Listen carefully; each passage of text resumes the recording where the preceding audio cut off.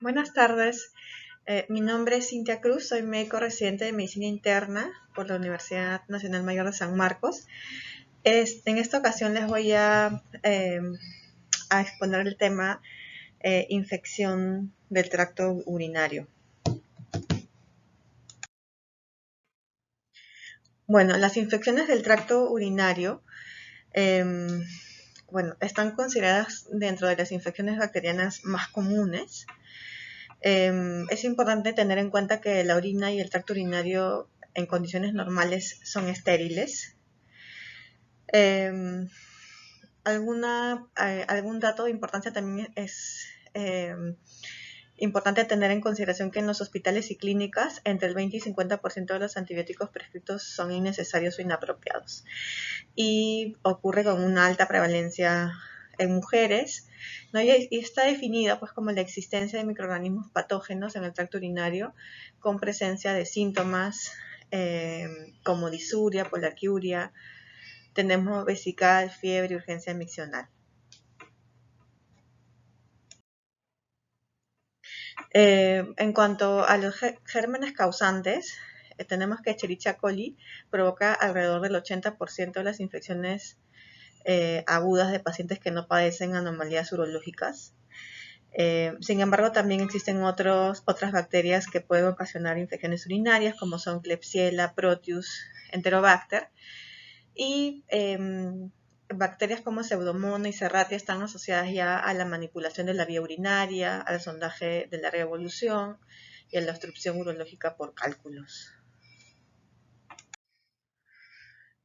Existen factores de riesgo, ¿no?, para infecciones urinarias, ¿no? Estos básicamente son pacientes con diabetes, especialmente si esta es mal controlada, los inmunosuprimidos o pacientes con antecedentes de enfermedades del tejido conectivo, pacientes con insuficiencia renal o alteraciones a nivel anatómico como la nefropatía poliquística, obstrucción uretral, ya sea por cálculos o estructural, sondaje vesical, vejiga neurogénica, ¿no? Son los factores de riesgo más importantes a considerar. En cuanto a la clasificación, vamos a tener que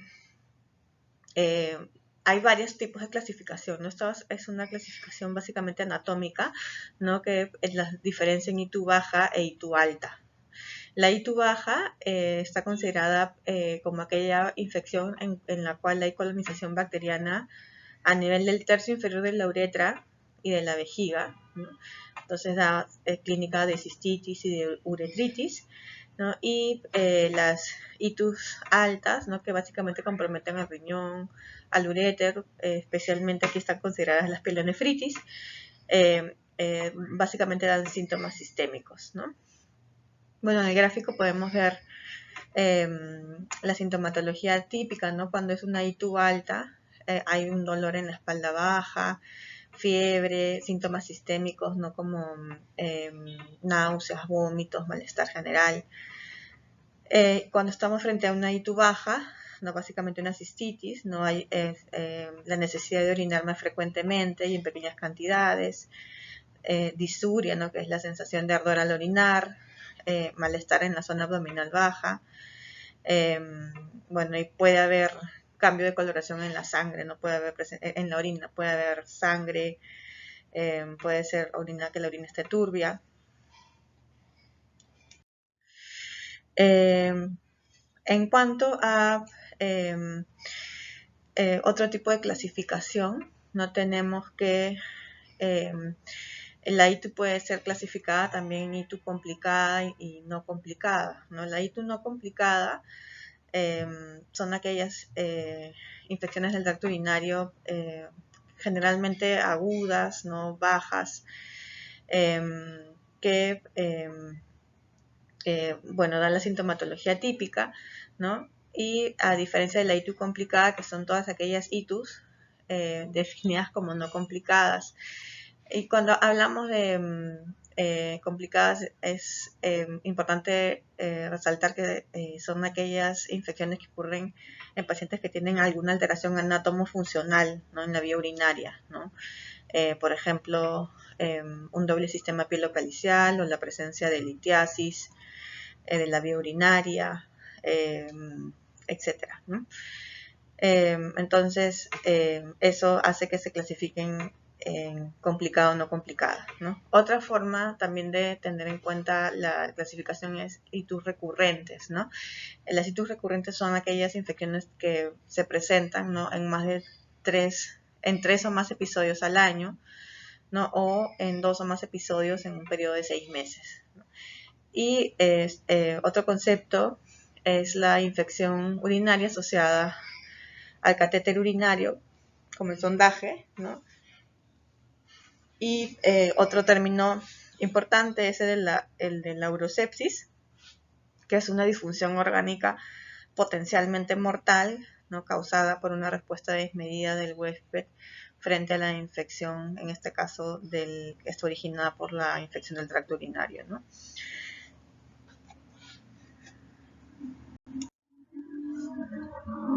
En cuanto a la fisiopatología, es importante considerar que la forma más común bajo la cual se genera una infección urinaria es por la llamada vía ascendente, ¿no?, en la cual se produce una colonización de la uretra por bacterias de la flora intestinal, ¿no?, que ascienden pues por la vejiga y pueden llegar hasta el riñón, ¿no? Ascienden inicialmente a través de la uretra, llegan a la vejiga, uréteres y finalmente al riñón. Y otra forma en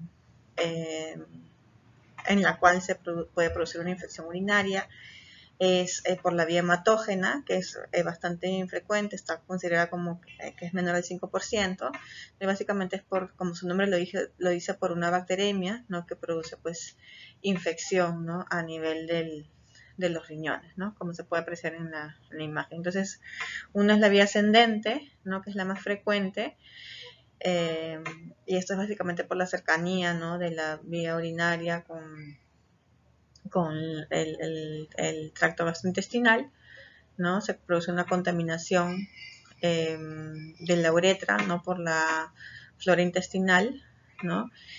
Y la otra es la vía hematógena.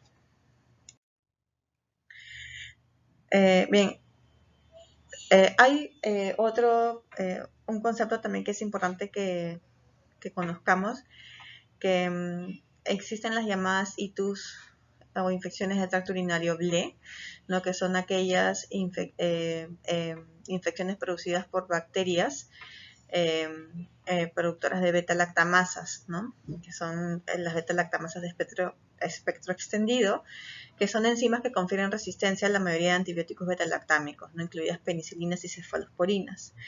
Estas enzimas, ¿no?, lo que van a hacer es abrir el anillo beta-lactámico y van a inactivar finalmente el antibiótico.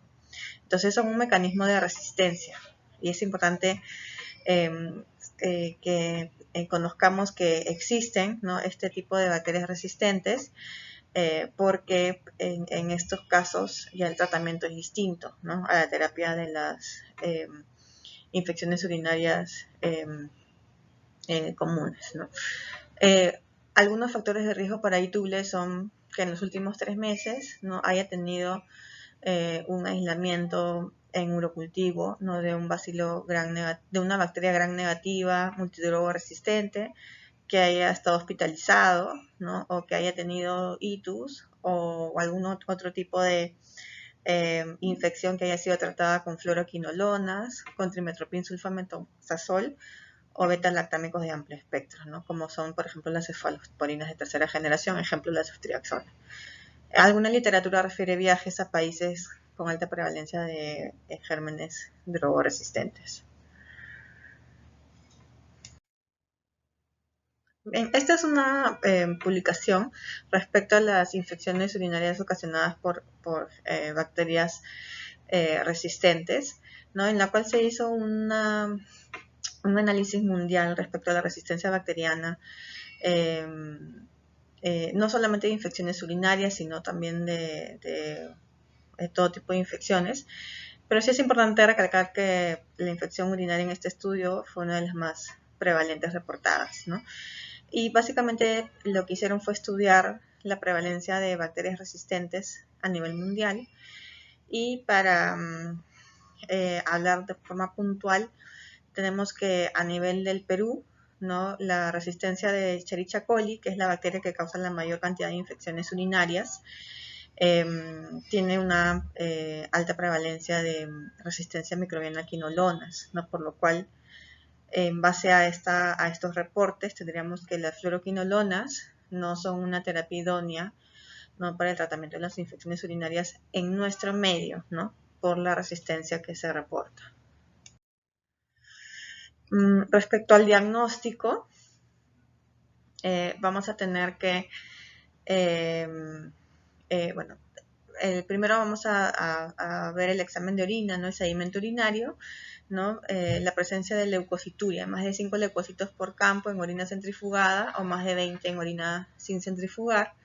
En la tira reactiva, el reporte de nitritos tiene una alta sensibilidad, pero una baja especificidad. Y finalmente lo que nos da el diagnóstico es el urocultivo, ¿no? En pacientes sintomáticos, la presencia de más de 10 a la 3 colonias o UFC, unidades formadoras de colonias, se considera significativa, aunque típicamente se ha descrito que en la cantidad de 10 a las 5 unidades formadoras de colonias es diagnóstico. Pero en esta bibliografía habla de que con 10 a la 3 ya, y con clínica, ¿no? Ya se puede considerar una infección urinaria. Bueno, en las bacteriuria sintomática, esta diapositiva sobre bacteriuria sintomática describe que está definida como aquella persona que no tiene clínica, es decir, no hay síntomas urinarios, pero que hay un urocultivo con la presencia de más de 10 a las 5 unidades formadoras de colonia, si es en mujeres más en 2 muestras y si es en varones en una sola muestra, ¿no? Y en la muestra de cateterismo de 10 a la 2, ¿no? En toma única. ¿Y qué tenemos con la bacteriuria sintomática? Que el tratamiento solamente está indicado en gestantes, ¿no? O en pacientes que vayan a ser sometidos a una cirugía o procedimiento urológico, ¿no? Solamente en esos casos se trata en la bacteriuria sintomática. En cuanto al tratamiento de las infecciones urinarias, para empezar a hablar de la ITU baja no complicada, tenemos que los fármacos de primera línea, ¿no? Tenemos a la fosfomicina, ¿no? En dosis única. También tenemos a mano la nitrofurantoína, ¿no? Que en su forma de liberación prolongada puede administrarse 100 miligramos cada 12 horas, ¿no? 2 veces al día por 5 días, ¿no? O en su otra presentación es 100 miligramos cada 6 horas, ¿no? También por 5 días. Esas son los fármacos que se consideran como primera línea, ¿no? Alternativas, tenemos las cefalosporinas, ¿no? Para el manejo del acito, ¿no? En lugares donde hay reporte de resistencia a nitrofurantoína, por ejemplo, o a fármacos de primera línea puede utilizarse como alternativa el trimestoprim sulfametoxazol, ¿no? Y en varones se recomienda el uso de trimestoprim sulfametoxazol. Eso es lo que respecta a ITU baja, ¿no? Y a ITU alta, no complicada, ¿no? Puede también manejarse con una opción de vía oral, ¿no? Sin embargo, si hablamos de tratamiento endovenoso, ¿no? En nuestro medio, ¿no? Tenemos como alternativa la ceftriaxona, ¿no? A 2 gramos cada 24 horas, ¿no? Y como segunda línea, ¿no? Se puede usar gentamicina, amikacina o piperacillinato azobactam, ¿no? Aprovecho esta diapositiva, ¿no? Para hablar brevemente de los fármacos o antibióticos de las últimas líneas, ¿no? Según esta bibliografía.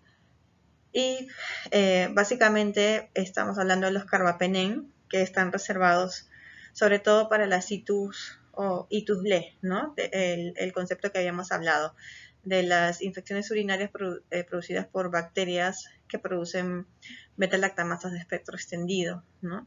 En ese caso, al tener una infección urinaria por este tipo de bacterias, ya tenemos la opción de los carbapenems, ¿no? Imipenem, meropenem o el de más fácil administración artapenem, que es administración parenteral una vez por día.